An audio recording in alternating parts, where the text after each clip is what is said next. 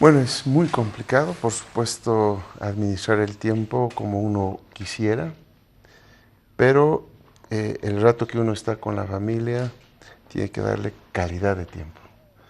Esa es la manera que uno tiene para poder equilibrar el- los compromisos, el trabajo, las reuniones, los viajes que uno tiene que hacer con el poquito tiempo que uno le puede dedicar a la familia, así que hay que darle calidad de tiempo.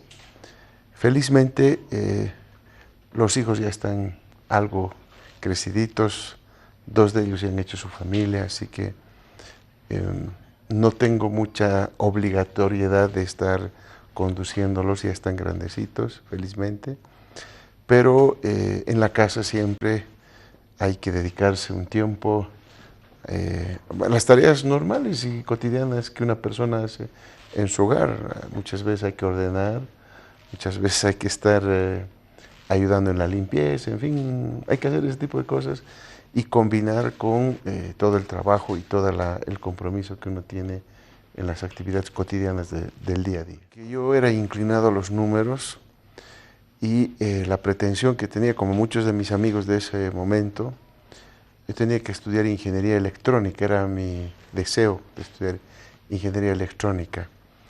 Lamentablemente yo salí bachiller el año 80 y ustedes saben que había la dictadura de García Mesa. Ujú.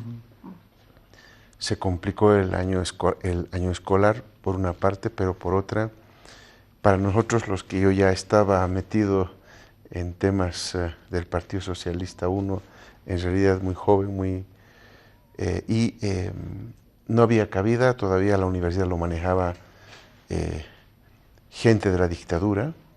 Entonces mis amigos entraron a la universidad y yo no pude entrar a la universidad. Mm. ¿No? Entonces yo estuve rezagado, mis amigos entraron a lo que queríamos estudiar, muchos entraron a ingeniería civil y yo tenía que entrar a ingeniería electrónica.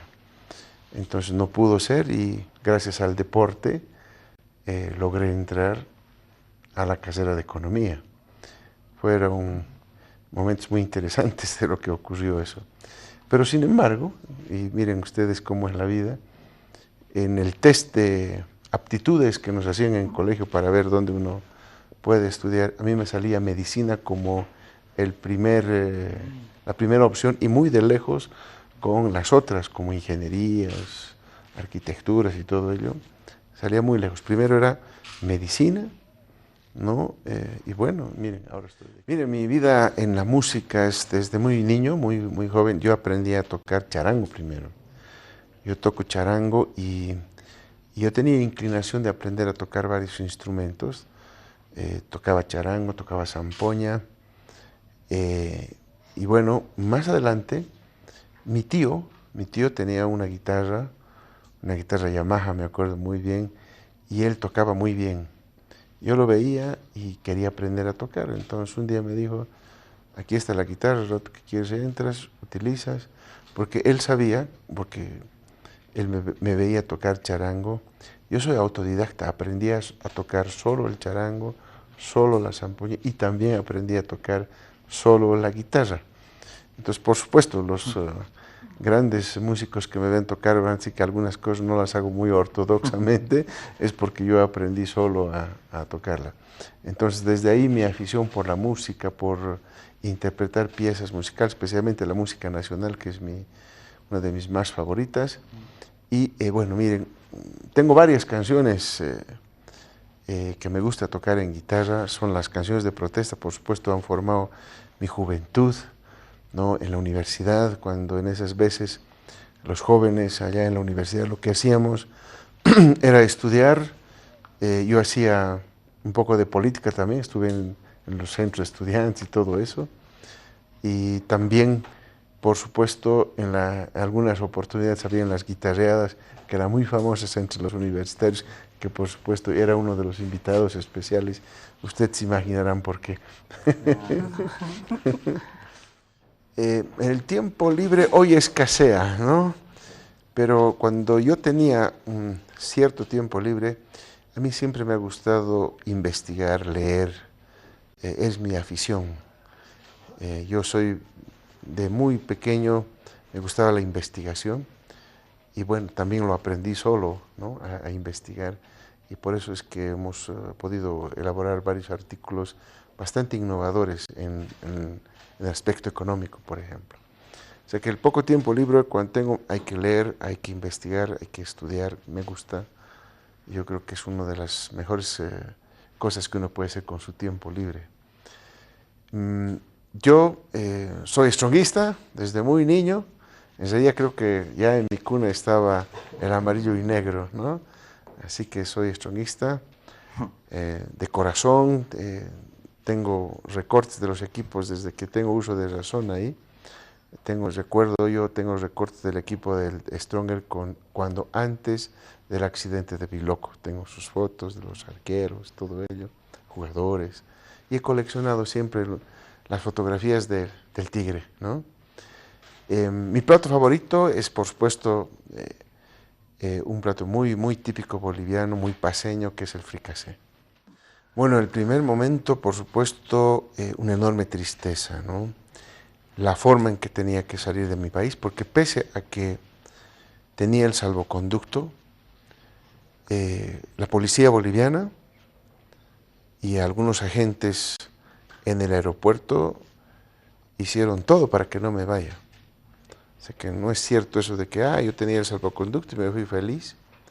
Felizmente había algunos compañeros, entiendo, en el aeropuerto que han tomado algunas imágenes de lo que ocurría.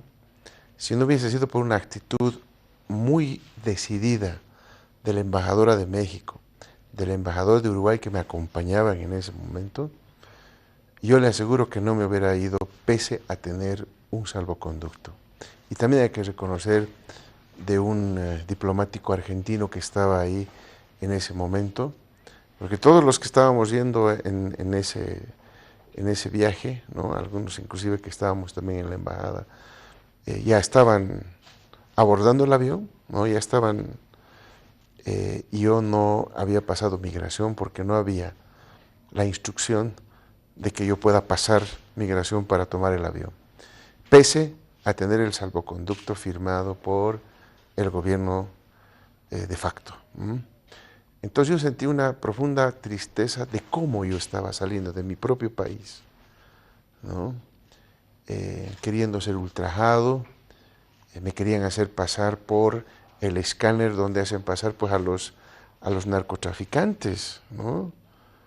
Yo en mi vida hubiera pensado que hubiesen ellos o un policía pensó que yo estaba relacionado con el narcotráfico, pero eran instrucciones que recibían ellos para hostigarnos hasta el último momento, para no dejarnos ir en realidad, porque ese era el objetivo, que yo no salga del país, repito, pese a tener un salvoconducto.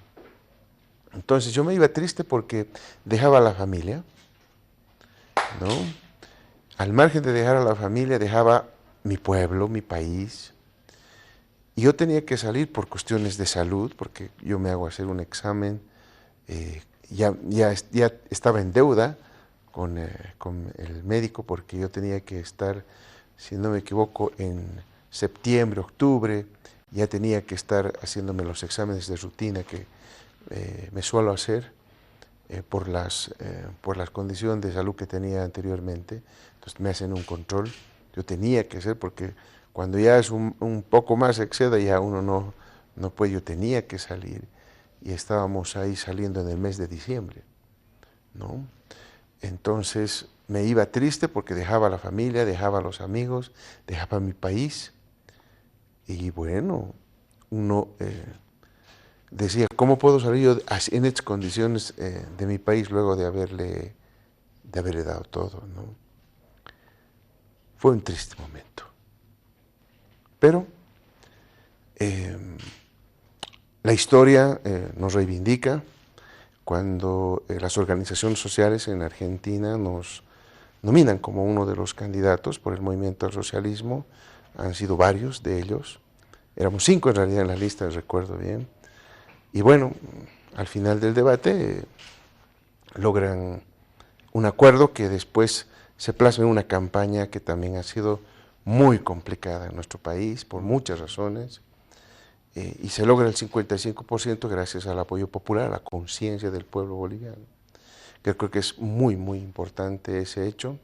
Y bueno, ya en el Palacio, bueno, uno dice, caramba, miren, uno salía en esas circunstancias y uno vuelve al país luego de una campaña muy, muy dura, muy arriesgada inclusive, porque estábamos en plena pandemia y había que hacer campaña, había que tener roce con las personas, con el pueblo, había que escuchar en cada uno de los 9 departamentos lo que el pueblo estaba pensando, lo que sentía en ese momento el pueblo y lo que quería el pueblo boliviano.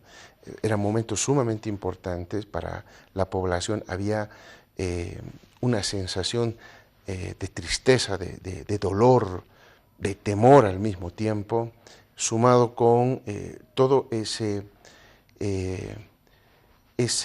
sentimiento en contra de un gobierno que había utilizado la fuerza, ¿no?, para someterlo y además para cometer una serie de irregularidades, por ponerlo en ese término, que por supuesto eran absolutamente deplorables. Entonces, a mí me tocaba, ¿no?, luego de estar ahí en la Asamblea Legislativa y recibir la banda, la enorme responsabilidad de poder atender todo lo que esperaba el pueblo boliviano. Entonces, yo sentí, primero que nada, la enorme responsabilidad que me estaba dando el pueblo boliviano. Me sentí honrado por el apoyo que hemos tenido y por supuesto el compromiso de tener que trabajar, de tener que hacer las cosas bien para no defraudar esa confianza que el pueblo boliviano había depositado en uno. Bueno, por supuesto, pues como un buen presidente que trabajó por su pueblo, que trabajó por especialmente los más pobres, los más humildes. Creo que hemos hecho un modelo económico que beneficia y que busca mejorar la calidad de vida de los más pobres, de los más marginados, de los que no tenían oportunidades. Y el modelo, durante los primeros 14 años de nuestro gobierno del movimiento al socialismo, dio resultados y dio buenos resultados con respecto a otros que se han aplicado en la región y el mundo. Y por lo tanto, para mí, el gran orgullo sería que el pueblo me recuerde como un presidente que trabajó, que hizo lo que tenía que hacer y que benefició, por supuesto, a los más empobrecidos.